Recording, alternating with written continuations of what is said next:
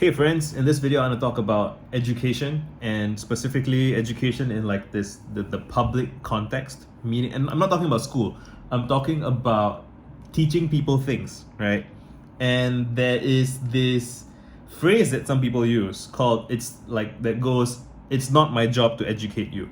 And I understand where that comes from because people can get very tired and frustrated dealing with many requests for basic information and requests for um, you know teach me how to see things your way, or asking questions about statistics or asking questions about phenomena that the person who's being asked, they might answer it regularly all the time. They might have a book about it. They might have many blog posts about it. It might be their life's work, right? They might have done it a long time. And so when someone comes along and asks them like a simple question, if it's the thousandth time someone's asking them that question, they can be frustrated and they might snap and say, it's not my job to educate you, bro. Google is free, right? That's what people do. I respect that choice, but I am committed to not doing that. And I'll explain why. I feel that people think of education in this form, right? Giving people information, helping them along, blah blah blah, as emotional labor of some kind, right? And even the phrase emotional labor has come to mean, it started out with pretty narrow usage and it's come to mean basically doing anything for anyone. But I'm talking about, as it's work. It is work, right? But I see it as an investment. It's not just free labor, right? It can be free labor. It depends on how you frame it. It's how you think about it. I think about it as an investment. And, so when people come to me asking me to educate them or asking me questions, right? I see it as a couple of things. One is they are teaching me about what people are struggling with or what people's problems are, what people want to know, which gives me an understanding of, I'll call it the market, right? And the other half of it is they are giving me an opportunity to practice my teaching, right? My pedagogy, right? My philosophy of teaching, my curriculum. And yeah, so I do think of myself as a teacher, I'll admit it, right? And I think we are all teachers. We are all teaching each other all the time. And just as how everyone can tell jokes, but not everyone's a professional comedian. Everyone is teaching each other all the time, but some of us can do it way better than other people and teach way more people and make a much bigger difference. And the difference between the people who do it really well and the people who don't do it so well is that, you must want to become that. You must want to be a better teacher. You must aspire to it. You must work towards it. You must do the work, right? And a lot of people, and this is something I've come to realize fairly recently, because I'm a nerd, and nerds tend to, by my definition of a nerd is someone who allows their curiosity to direct their behavior. And the nerds that I think about, we tend to go and do the reading ourselves. We tend to go and figure stuff out because we don't like not knowing things, and we like to figure stuff out.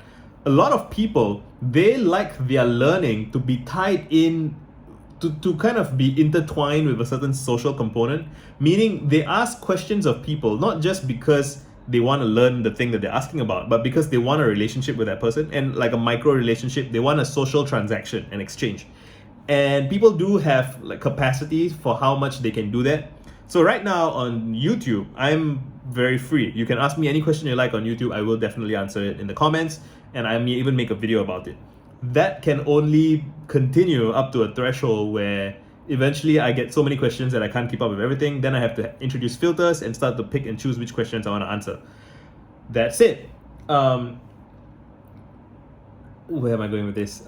It's about, let me think for a second. I'm trying to get at education, questions, pedagogy, curriculum.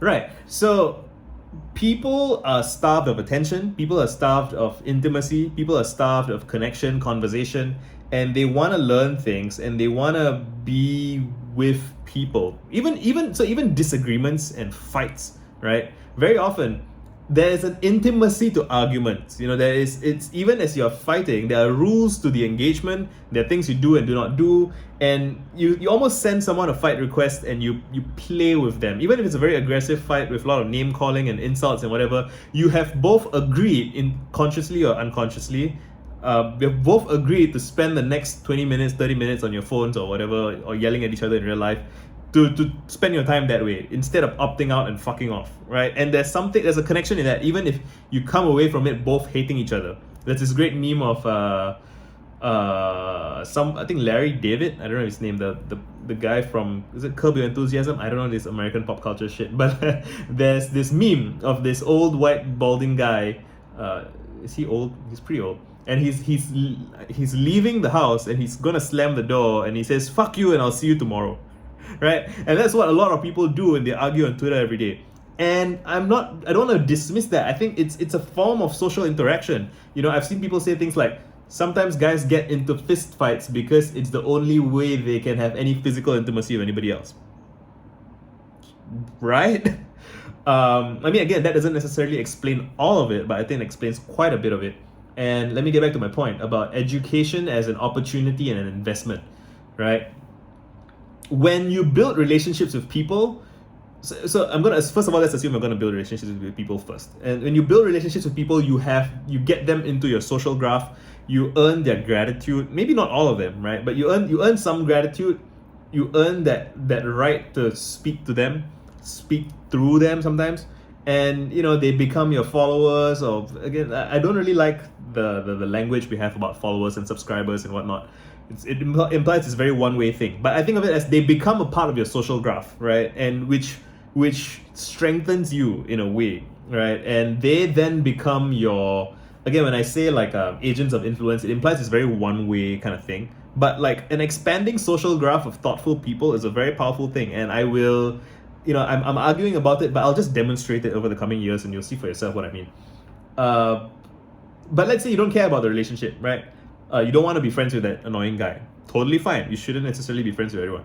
Still, if you have an agenda, if you have a political goal, if you have something you want to achieve, you want equal rights for something, you want, more representation for something, it helps to work through examples of people disagreeing with you or being disagreeable with you or being annoying, whatever.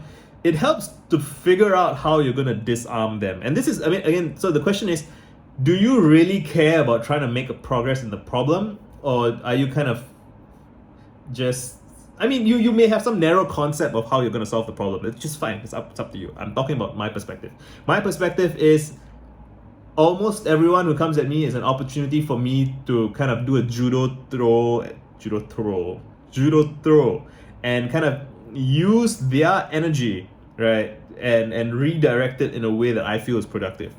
And everybody who misunderstands me is giving me an opportunity to restate my case in a way that makes sense to them. And if it makes sense to them, it's going to make sense to all the other people like them, or most of the people like them. And then that allows me to create media, whether it's blog posts, YouTube videos, coming up with talking points, riffs, sentences, phrases, whatever. Like it's an opportunity for me to come up with that. And if I can persuade this guy, I can persuade the next guy. And then it's just mass persuasion, right? Which is, you often need mass persuasion to achieve broad social goals that you want to achieve.